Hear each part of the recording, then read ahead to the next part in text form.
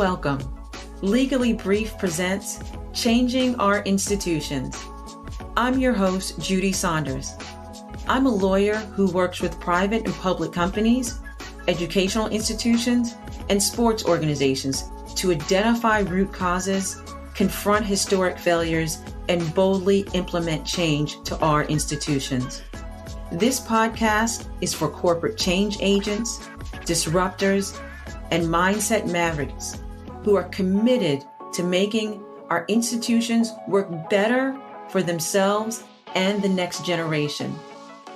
I want to remind you that while I hope you enjoy every episode in the series that we're doing on changing our institutions, the content of this programming is not a substitute for speaking directly with an attorney who understands your unique circumstances. If you're looking for past episodes or information, please head on over to my website. There you'll find information and you can sign up for newsletters and you can learn more about me and my practice. I'm glad you're here. Let's get ready and let's talk and make some changes. Hello again and welcome back. Today's episode, we are featuring Katherine Starr, who, just as her name applies in so many ways, is in fact a star. She's a star from the fact of the athletic world, having competed in more than one Olympic Games. She's also an author, a survivor of sexual abuse, and I consider to be a friend, and has a compelling story that I know that the listeners of Legally Brief would be interested in. And we're going to, and I'm happy to have Katherine because there is so much going on in our world right now. You know, if you are at an age of, it doesn't matter, but I'm just putting this in the context. If you're at the age of, say, 40 to 50 and over, what you are living through and what you're going through right now, I'm speaking specifically as to the Supreme Court overturning Roe versus Wade. We're also celebrating right now the 50th anniversary of Title IX, which I'm going to ask Katherine to actually touch on, which expanded the accessibility that women and girls have to sport. All of these things are going on right now in our world that are directly impacting women. And I know that Katherine, having competed in the 1980s and after that you have seen so much over the span of your life. So, go ahead. I'm not going to waste time, giving one of these formal introductions because you and I do so well. We've spoken in the past. I know so much about you, but I want you to just jump right in and give the listeners kind of just a brief background, a history of yourself, both personally and professionally and athletically. Oh, awesome. Well, first of all, Judie, thank you so much for having me on your podcast. And for those of you that don't know, Judie and I did a series, and we really need to get it on your website as well, an excellent series on integrity in sport. And and if you want to listen, that's a 5-part series. That just tells you how well that Judie and I can have a conversation and really do a deep dive into the issues surrounding sport and certainly abuse and, how to prevent it. So I have, over 10 years ago, I started an organization called Safe for Athletes, Safe number 4 Athletes. And what we did was I reached out to my old athletic director and said, hey, can you help me? And who's prominent, Donna Lopiana, who's prominent in sort of women's sport and policy, and was president of the Women's Sports Foundation for, I think, almost 30 years before she went off on her own. And, having a sort of a rich history, certainly in the sports world. And one of the things that I recognize about myself, and I think it's true for anybody who's been an athlete, is once you're an athlete, you're always an athlete. And I know there's sort of a saying, once you're an Olympian, you're always Olympian. It's always present tense. So for anybody out there who says former Olympian, no, it's an honor and it's a privilege to be able to recognize oneself as an Olympian. It's an accomplishment. So for all those Olympians out there. And then most recently, earlier this year, I released my memoir called Rescue Me, a powerful Memoir by an Olympian. And I think we'll be diving into that today. But anyway, thank you again, Judie, and I so look forward to our conversation. Absolutely. So let's do just that. I think that's a perfect segue. You mentioned that you have been working on, more important, you lived it. If it's a memoir, that means that you've lived it. Why share this written form of your life? You shared your life so much in a very public way. As a top athlete in swimming, you shared yourself early on. We know that to be an Olympian, you start working full time in your adolescence, in your youth, and throughout your collegiate years, your 20s, you're staying in peak performance. So you've been sharing your whole life. Why do it again in this written form? What was the purpose of this memoir and why share it? Well, one, I mean, there's several reasons, but one of them is certainly like life after trauma, because just the suffering and the internal battles that you go through, and I really wanted to write that down. Like I wanted to capture my experiences, and I wanted someone to understand what somebody else is going through, and then sort of, as well as people sort of ask this question, why didn't you say anything? Like, or why didn't you say something earlier? Or like, how did this happen? And nobody, reported, nobody said anything. So there's a lot of, to ask those questions as a survivor, first of all, it's one, not a quick answer. And then two, and hence why my book is about 322 pages to answer those questions. Because it's really putting the pressure back, or putting the sort of, you're re-victimizing the people who've had this experience. Because the question in return is, why didn't you say something? And, because what I find is that often people were aware and they didn't say anything. So I'm writing from my perspective of everything, just sort of the evolution of, when I started swimming at 3 years old, and what that meant and how that changed the dynamics within my family, and really how I moved and progressed into this identifying from, just being a human to now really identifying myself as a swimmer. And so when the change of that identification comes is when you are now susceptible to harm in that environment. So and I felt like I did a really deep dive into explaining that in a way that nobody else has really understood what it means to be an athlete, to pursue your dreams, and the dangers that lurk in the background. And they're all there. And so I really felt that if I could bring all of those elements into one place, into a book, into an experience of just witnessing the lifespan from my 3 years old until my puppy in today's life. So, and it really sort of wraps it all up. But it's so anyway. So that's kind of, I think if I've answered your question and went off. You have answered. You've given us exactly the purpose for understanding, to share, and to give it from your perspective.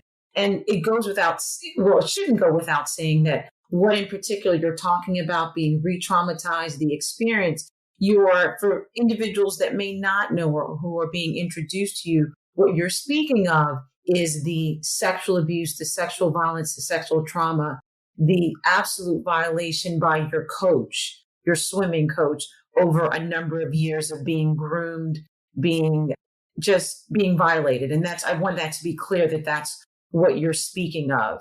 So you tell a story in the book that is so vivid, and it resonates so much with me, of how in your early experience, and have your swimsuit on in the pool, and just the feel of the water and the texture. And even when the swimsuit would touch the bottom of a pool and it would have those little pulls on it, or, the little knots that your swimsuit would get.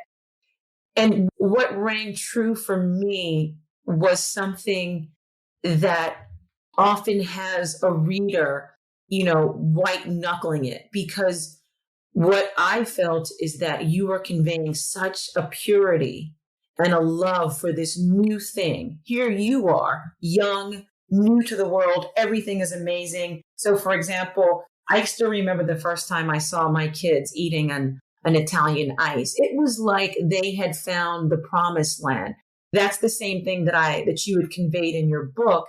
And then what I mean by white knuckling it, that when you just said so many things lurk out there, you get that feeling that someone is going to take advantage of this. Someone's going to see this pure pleasure you're experiencing.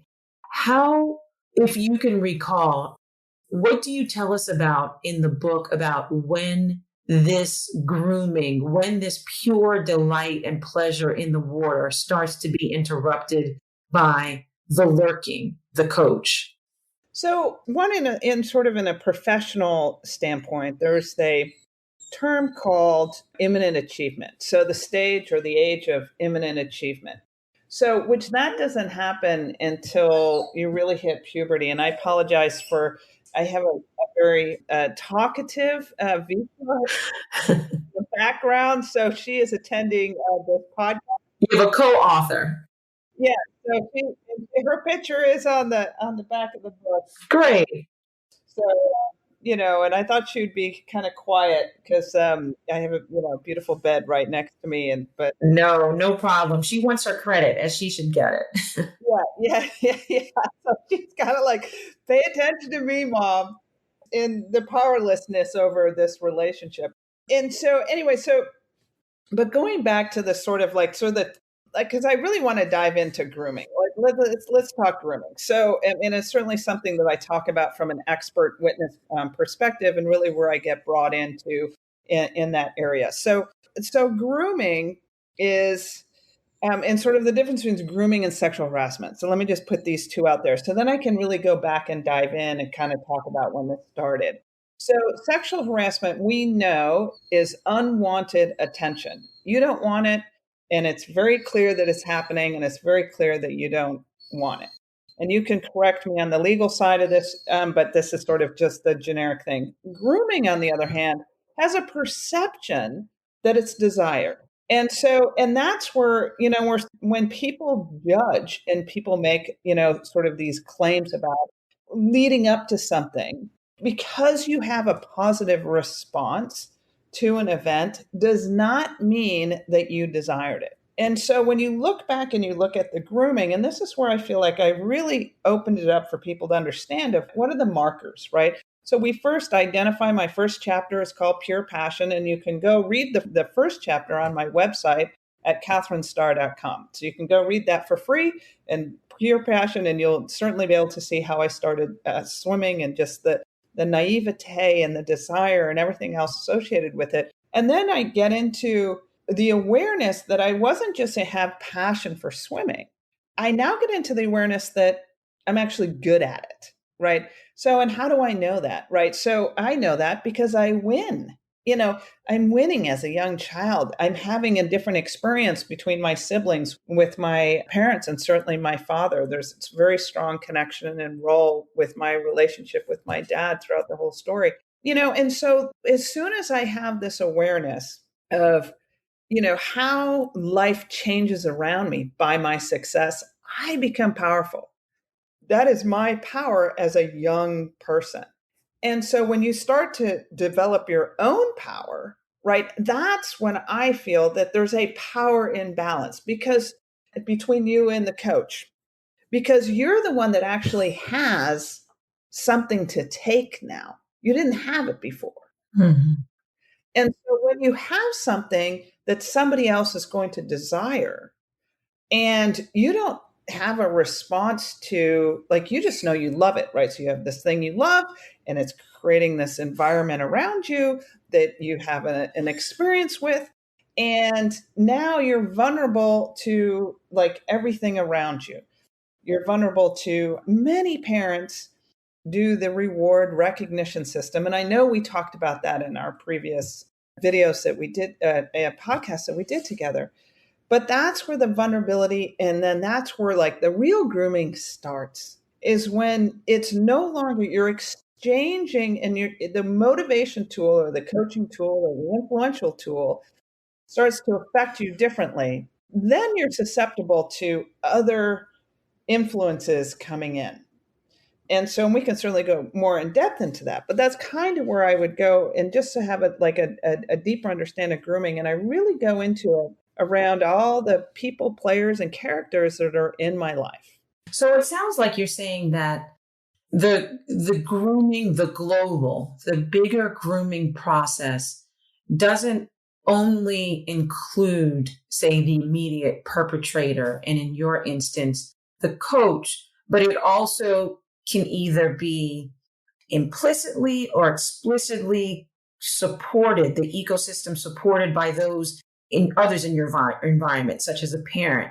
And I know that from our prior conversations, we've actually kind of pieced apart the whole idea behind alignment, and for a parent to be aligned and an athlete to be aligned. So am I getting at kind of the genesis of what you're saying, that it's the ecosystem of where a child athlete can be groomed not only includes the perpetrators, but includes others that may not be aligned with what they think and may make this child susceptible, exposed, or overexposed to individuals in authority? Is that kind of also a part of this? There's a triangulation model, right? So you have the abuser / groomer, right?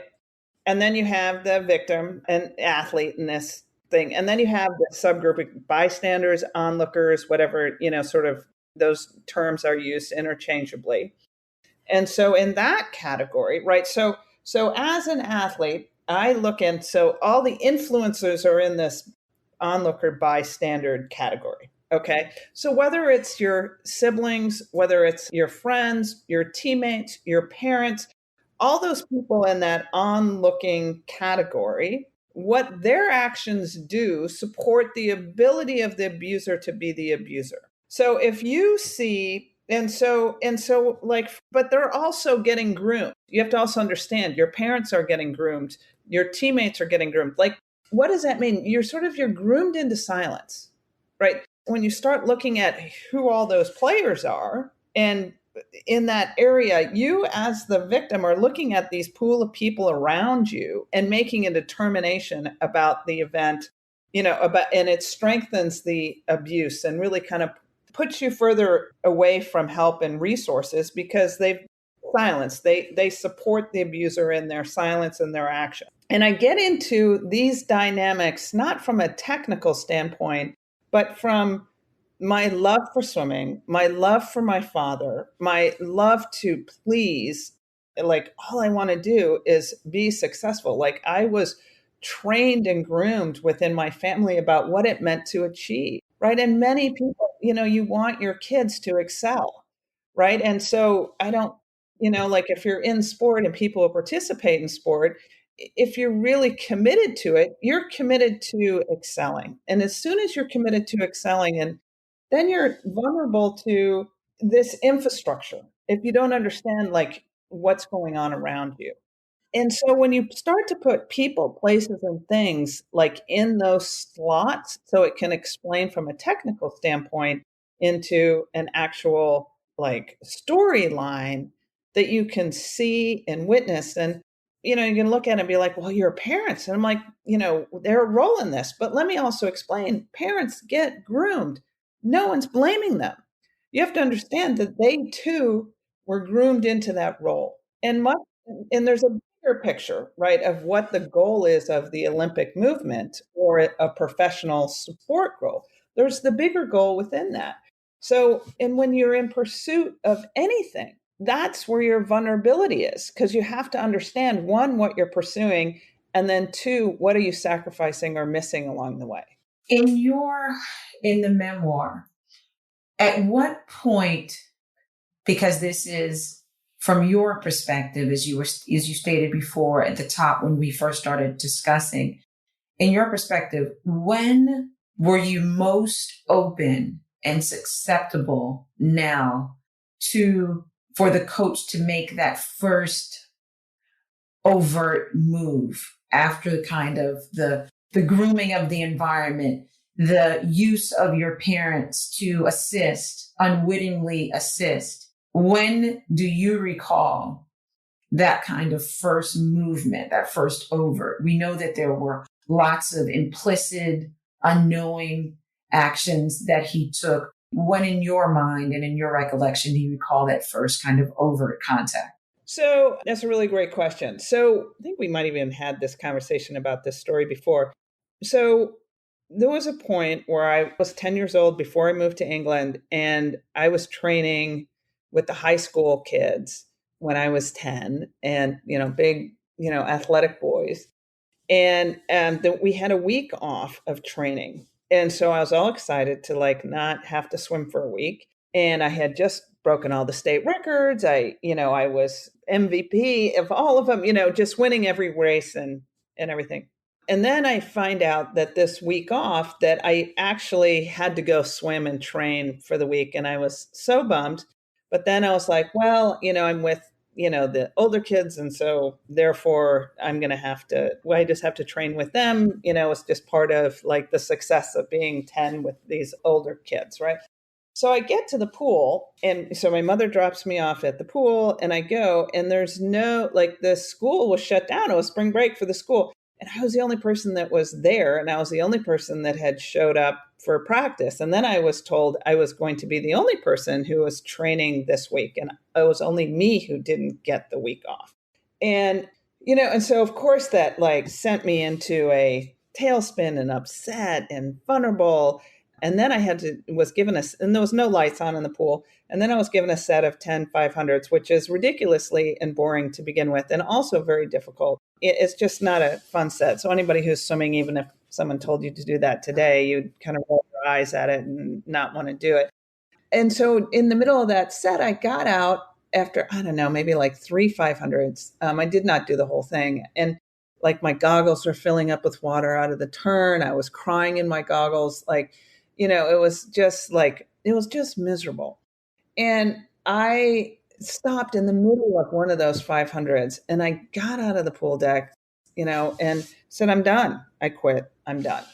And I was so fearful. My actions were so fearful that I'm like, oh, how am I going to tell my dad? Like I was going to lose. Like I was on the top of this pedestal of, being just the star kid, like when nobody can beat you in anything except for breaststroke, but that's a whole nother conversation, and just to go from like just this intense fear of I'm a failure.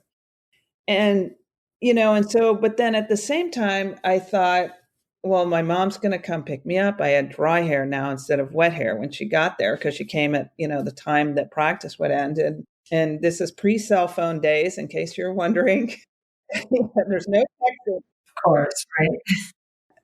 Just to put this in context of the life that we used to live, and so when my mother got to the pool deck, the coach wanted to talk to my mother. And, I was not included, but I was visually watching the body language of this situation. And of course, I make up a story based on the body language. But what I had learned from that was my mother, supported the coach. Like my mother went with, whatever he was saying, it became like child wrong, adult right. And so there was like this theory, this thing that I didn't like. And I didn't like that there was this automatic, you're a minor, therefore you have no value, you have no input, you have no, nothing here. And then the dynamic, which my mother, she stayed at home, like she was that stay-at-home mom.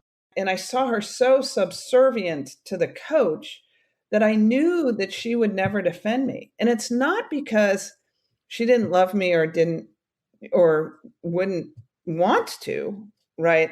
That wasn't it. I knew she had no defenses. Like I knew she had no defense against this kind of bully coach. And so when I recognized that, I knew that I was completely vulnerable. And I didn't know what I was vulnerable for. I wasn't like, oh, I'm vulnerable for sexual abuse. I didn't know any of that. What I knew was, or what I felt was, is that I no longer really could rely on my mother to protect me in these tougher situations. And so therefore she was of no value to me, not in like a disheartening way. That's not what I mean by that. But it was like, well, how can I go to my mother when she can't defend herself against the same coach that was just a bully and was harmful to me? Like, where am I going to go?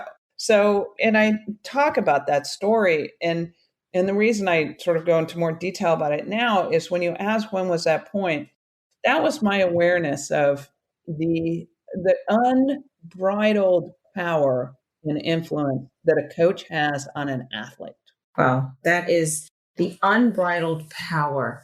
That has to speak, or it has to amplify what you're interpreting. I've always been a strong believer that children have an intelligence that even sometimes even I'm a little uncomfortable, because when you use the word children, it conjures up lesser than, not knowing. And I'm not sure if you're familiar with the work of Dr. Shafali. She has been tirelessly, she's a psychologist who has advocated for the empowerment of and the equal voice and the equal recognition of children to self-determine, to speak for themselves, and to be regarded. She actually speaks on a larger sense of, debunking the myth that only adults know and hold the voice of a child, kind of what you're saying. And that how you instinctively knew is what I'm hearing. You instinctively knew, even at that young age, that you didn't have a long conversation with your mother about it or with, someone else, but you knew right there in that dynamic who held the power, who could speak up and who could not speak up. And that you could not seek immediately an allyship with your mother to defend you. Is that kind of accurate? Because I want that. I don't want that if that's not a correct characterization of the book and what you're saying, because I then want to ask you, what role then, if any, did your father play? Did you further infer that I need to be silent? I have no voice here. The coach is in power. So first, was that correct about your mother being disempowered and therefore you're also disempowered? Yes. And the role that my father plays in all this is, he has a thread through the whole way through the book. And if I were to give it a slightly different title, my book, I would say, Swimming a Love Story, just because it was the love story of like me wanting to please my dad. And so that's like where I took it upon myself, where like my parents, and I think generically parents are like, the coach is the role of a coach is to develop their child into their best and greatest good, right? And so in my dad's role with me, and the dynamic that I had was, the coach does that so then I can come back, and it was me chasing my dad's love. Like, if I just swam better, my dad would love me more. And it's not that he never did love me, it was the endless more section that there never is more, it just is. You know what I mean? Like, and so, but you're a child. And I want to go back real quick to step on something, sort of, I don't know the psychologist, so thank you for sharing that. But what I find, and have been around minors, right? Anybody under the 18, that there's a myth in the system that implies that minors lie. And then there's a myth in the system that implies that adults don't. And I actually find that those two things should be turned around. And if we took minors as truthful, and we took as adults as inherent liars, because we all are, we just all are. And so in some way, shape, or form, whether it is you're not being truthful about your emotions or whatever, there's an aspect to all of that we would, I think, be in a better place, because we'd actually be in a position to hear what a young person has to say. And so when we're living in a world with those flipped upside down ways where, if you're a young person, therefore, you're not believable, then when you have that element to it, plus you see your mother not being able to be that strong person to stand up to the coach, and then see my father's idea, which is you do what the coach says. And then if you do that, then you'll become this great athlete. And if when you become the great athlete, then will love you then. Right. So Right. So much of your story on a personal level reminds me of a similar journey that we're taking as a culture. And I put it within the context of this. So you have lived through the passage of here in America. I know that you spent time overseas, of Title IX, which expanded the accessibility for women and girls in sports. You have also lived through the expansion, the contraction of women's rights as it deals with, autonomy over their body and reproductive rights. And so on a personal sense, when I look at your story, I see, as you're talking about now, you not having a voice, your mother being a woman, not having a voice, our culture expanding somewhat in the 1972 with Title IX passage, and then further on as Roe v. Wade is further defined, and then also with other Supreme Court cases in 1992. And then now bringing us to today, I want to draw a parallel between how we see a contracting, of different rights that women have enjoyed. Do portions of your memoir also relay this expansion, right? So finding your voice, speaking out, pushing back, and then also that wave of contraction?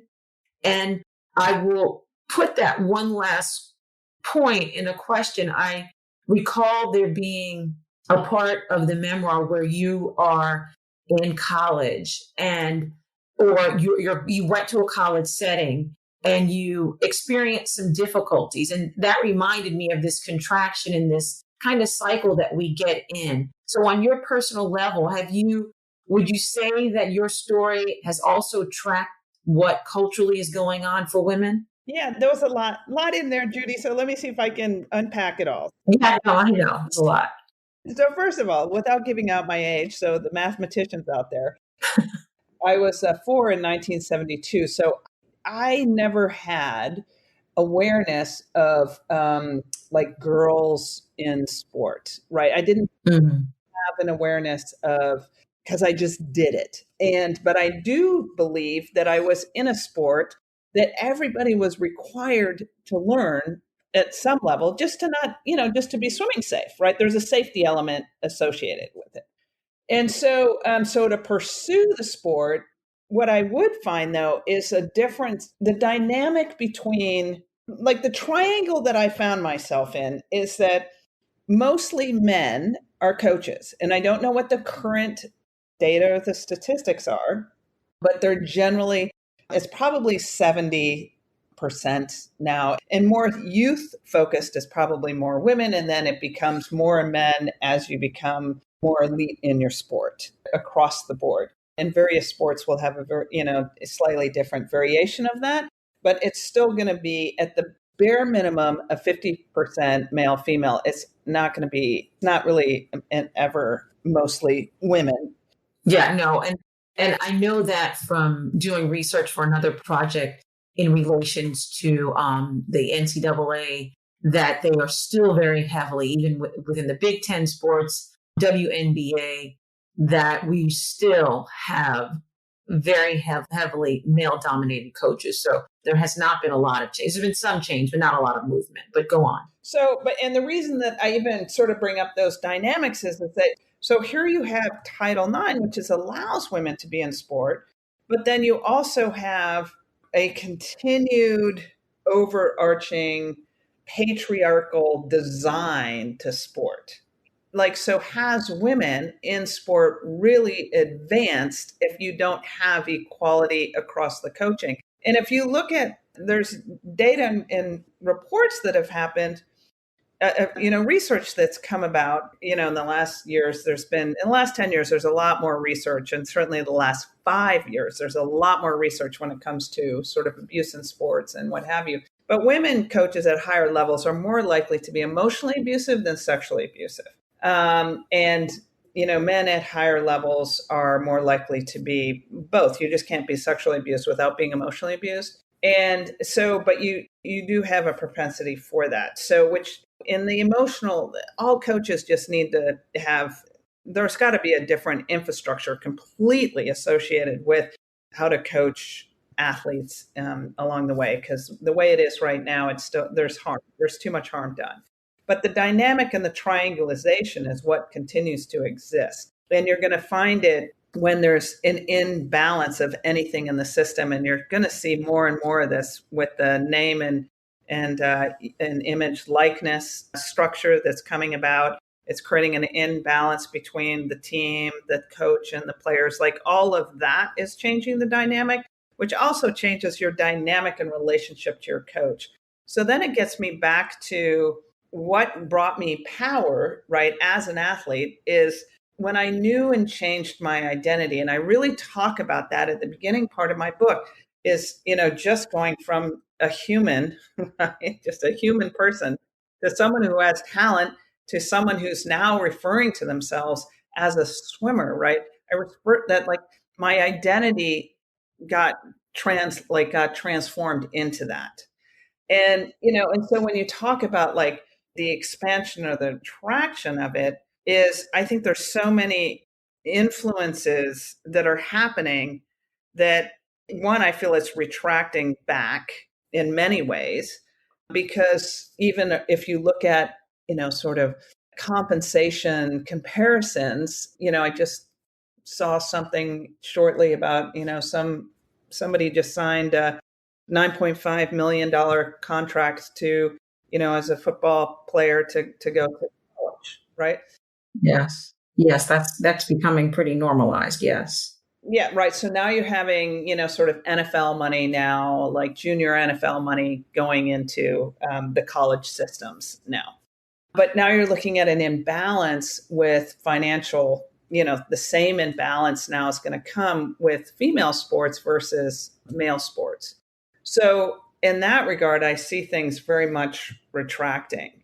I feel like we're going to go back to, ground zero, if you will, and need a whole new equality of money, like so boosters can only spend X amount of dollars and, it's got to be divided up equally. And so one of the things within my book, I talk about my pursuit. And that's how I ended up being vulnerable. So the grooming is out there, but it was really when I look at like what was I pursuing, right? And on paper, I was pursuing an Olympic gold medal. Okay. But what I was really pursuing was the idea of what that Olympic gold medal gave me. So when I talk about a goal, the Olympic, like I'm pursuing the Olympic gold medal, right? That's what I'm in pursuit of. But it's what you're in pursuit of. What does that mean? Like, what is my life expecting to be once I've accomplished that gold medal? And that ends up being what you're pursuing. And so, Is that that's speaking almost to this issue of identity that kind of, I feel, runs throughout, because so much of the identification, be it from the point of a parent or the athlete, is it not the identification with the different roles or with the sport that also can lead to abuse? yeah, so that's where when I talk about, and this is like when you go into a deep dive around all this, right, is when you're clear. So one of the things that I've started coaching athletes around, just understanding what they're pursuing, but I just have gotten so much more involved in helping athletes in performance, but being driven from within. So they're not vulnerable to these outside influences, right? And so, but with the name and image likeness structure that we have in place is when there's money involved, it creates an illusion. And the illusion is what's going to create the harm because there's a fantasy associated with your experience. So you're no longer in this just purity of like, I would like to win, right? I'm going to focus my attention on winning this race, being the best in the world, perfecting my craft, and focused in that area. And then whatever comes of it is the bonus, right? But then we lose, and some people do have that work ethic, and they're able to do that. But what I recognized, what created vulnerability for me and for my training, was it wasn't the pursuit. Like I wanted to win an Olympic gold medal, but that's not what I wanted. I wanted what the Olympic gold medal was going to give me. Right, right. Some would argue, and not to belabor this point, some would argue that the purity of the sport has been lost for decades with the introduction, the monetization under the NAACP and under the Olympic Committee. So some would argue that, I'm interested. I know that you have siblings. What, if anything, do you discuss in the memoir about their role? How did you see their interaction? Were they your allies? Were they kind of secondary role to your parents and to the coach and not really involved? What role did they play in your support system or your ecosystem? So I was set up to fail with my siblings. So they've all, done very well with their lives and live a very, stable, successful lives today.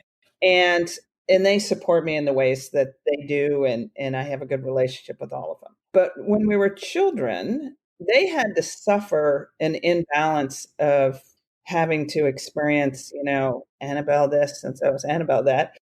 It was nonstop about me and my success and who I was. And so I really kind of sucked the air out of the room for them. And it wasn't by me doing it, it was by my parents, investment in me as a child. And when you excel as a young person, there's a lot of focus and attention that's different that you need on yourself than when you excel as a 50-year-old, right? It's just different. And the young athletes who excel and they experience, like in their teenage years, when they excel as a teenager, and you become the best in the world or in pursuit or one of the best in the world, or even top 16, 20, 25, top 50 in the world. How many people even repeat that or even accomplish that by the time they get in the 50s? So to experience such success at such a young age, it creates the people, like the siblings around you, could be like extremely supportive, or they could feel, and I think in my case, there created an unfairness of attention and personal development. And as a result, I became the enemy to them, if you will. And frankly, I feel bad for them, but I feel they have misguided, they're misguided in who the influence was in that dynamic, if you will. Do you know if they've read the book or have they commented to you about the book? No, they have not read the book. My one brother bought the book, and the audio version would have been much more helpful to him, put it that way. Okay. Okay. But he's got dyslexia. So for him to even read it I said, just read the last chapter, read the last 2 pages. Right. And he said it was painful, and he goes, I just want to say, we cared about you. You said we didn't care about you. And I'm like, well, I actually didn't say it that way. Is what I said was, as I felt that there was a spot at the end of the book where I talked about, bringing up old. I was inducted into, I got the Frank Irwin Award at the University of Texas. And so it's akin to being inducted into the Swimming Hall of Fame at Texas. But it's not based just on swimming. It's also based on, sort of personal accomplishments as well. And it's something like, that was the whole point of my swimming and pursuing, within my family. It was like my dad, that was the accolade that my dad wanted, for me, 30 years ago. And this happened 2019. So it was in the fall of 2019. And so I, invited all my siblings, and, they all have children and lives and what have you. So they're busy. And, one of them, he wasn't really busy, but he couldn't come, and it wasn't really a valid reason, and it hurt. And, but, sort of said it brought up that childhood resentment. And so, but the resentment is that I got too much from the family, and it just didn't feel equal within the siblings. And so, and I think that puts the pressure on the sibling when parents do that, as opposed to bringing them in and creating a focus. So there was competition that was created between us versus being supportive. That is going to be so helpful. I'm speaking now to listeners, people that I've worked with that have siblings who have been forced to move, leave schools, leave their support systems, their friends, their community, in pursuit of the other child's dreams. I think that portion of your book will speak directly to them and offer ways to cope, in that this is not hopeless. What else can you share for athletes, for individuals that can be listening, survivors that can be listening, so that they know that there is hope? You said you recommended to your brother to read the last 2 pages. I assume maybe that's because that may have been a hopeful portion of the book. So you have, people listening to this show that have dealt with suicidal ideation attempts, coming out of the abuse, being triggered. What do you have to offer them about that, about being hopeful or making it through? Well, first, I talk about all my suicidal idolizations and the thoughts and feelings associated with it all the way through my book. And I put in words and tell a story in a meaningful way. So anybody who has a sibling that's hurt and you're passing judgment towards them, you may not know their life experience. And I highly recommend, sort of reading my version of my life story to maybe relate to one of your siblings. And if you are personally had an experience of abuse, which I'm very sorry that's the case, I also recommend it because I put words into feelings that many of us have that's been very universal, and in a way that would let you be free. And so that's all we want to do is be free and live a happy, prosperous life. And one of the things that when I started Safe for Athletes, or even before that, like what I wanted or what my pursuit was in today is to be healed to the innocent soul as to which I came here with. And I know that that's a lofty goal, and I have a long way to go to get there.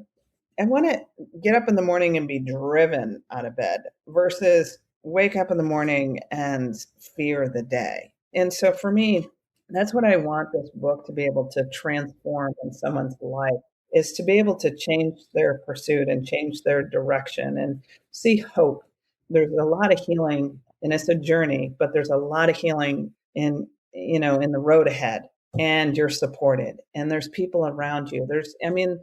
One of the things that I recognize, and I put it in the acknowledgments, and is all the people that have ever, sort of smiled at me, or, they didn't even know me. They just walked past me on the street and I may have, and it's just like the world around me. You don't know how you impact somebody when you just throw a smile, or you just say hi, or like you just have your heart open. And all those people that walked upon my path that I just don't know, they're just complete strangers. They're just people in my path that did that. I am so incredibly grateful for.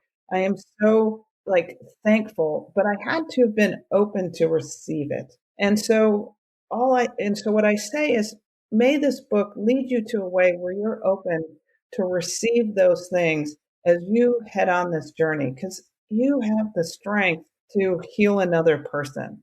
And so for me, that's like why I do this. I walk I tell you there's another side. I tell you that there's freedom.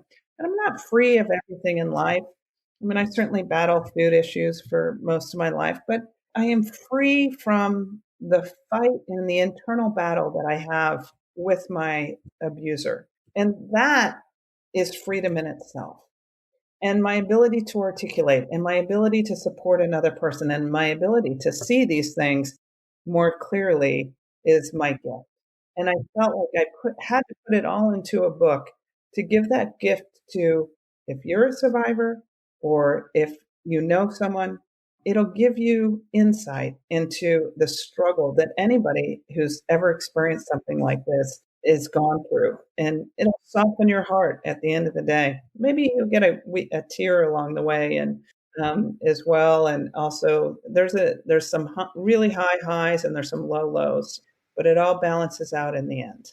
I love it. I love it. There's nothing more to say. There's no more questions. I don't even want to get your message diluted. What you said, that what you just said, this is in my ears right now, that you want the reader, you want people to wake up and not fear the day, because I'm telling you, there's palpable fear out there. It's even intensified when you have survived a trauma. Thank you so much. Tell everyone again the name of the book, and it's available on Amazon. It's available, I'm sure, if you just Google it, but tell everybody the name of the book again. So the name of the book is Rescue Me, a powerful memoir by an Olympian. And my name's Katherine Starr. But you also can get it on katherinestarr.com. You can get it on Amazon. You can get Barnes & Noble. You can get it wherever you like. Wherever you buy your books, it should be available anywhere. Thank you so much for writing this. Thank you for writing this. Thank you for sharing a capsule of this. Go out and get the book, everyone. Definitely. And as always, until next time, thank you again, Katherine, for this conversation, and for everyone for listening, and be well.